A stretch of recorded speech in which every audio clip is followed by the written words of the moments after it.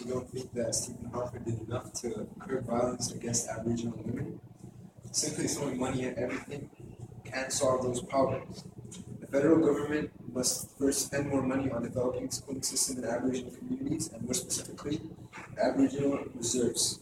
Secondly, the federal government must allocate more money from the budget to building colleges for the trades in Aboriginal communities so that they can get a better opportunity to get a job. These strategies will give people who are ethnically Aboriginal more job opportunities, and that will divert them from committing crimes to make a living.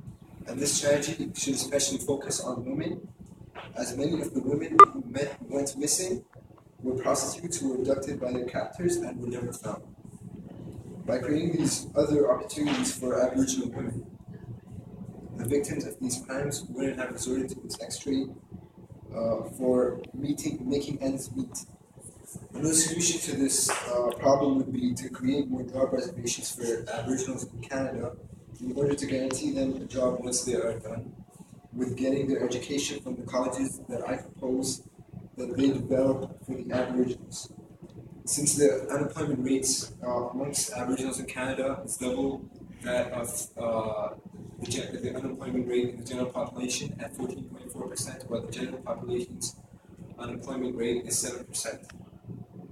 As for the funding of these projects for education, I believe that they should cut spending on the funding of the schools of the children of CEOs in major companies in Canada who make significant donations to the campaigns of elected officials to help keep them in power, and then pressure them to pass bills that serve their personal interests.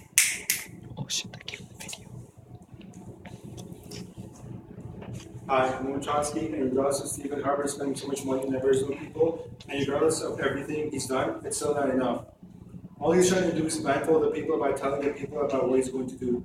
This can be proven by the amounts of Aboriginal people protesting. Since Stephen Harper is in a high level of state, people won't question him unless those people are Aboriginal. He goes about by giving all these benefits to the Aboriginal people, he'll be losing instead of gaining. This can be proven by the media and how there's barely anything on the news about Aboriginal people. This will not help Harper in any way because the less money he has, the less power is in his hands. Also, if the media also portrays the state in which the Aboriginal people are in, more people will be aware, and this way Harper will have no choice but to take action.